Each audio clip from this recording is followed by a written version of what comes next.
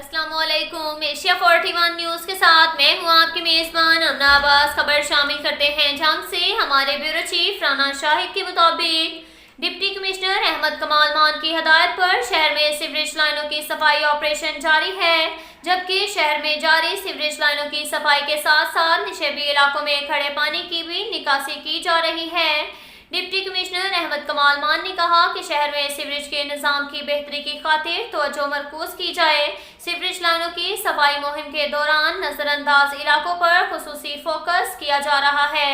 Main whole cover करने और बंद सीवरेज लाइनों की बहाली के लिए सफाई ऑपरेशन में तेज रफ्तार इकदाम उठा जा रहे हैं। अब तक के लिए इतना ही काफी है। मिलते हैं अगले बुलेटिन में, हमारे साथ रहिएगा। अल्लाह हाफिज।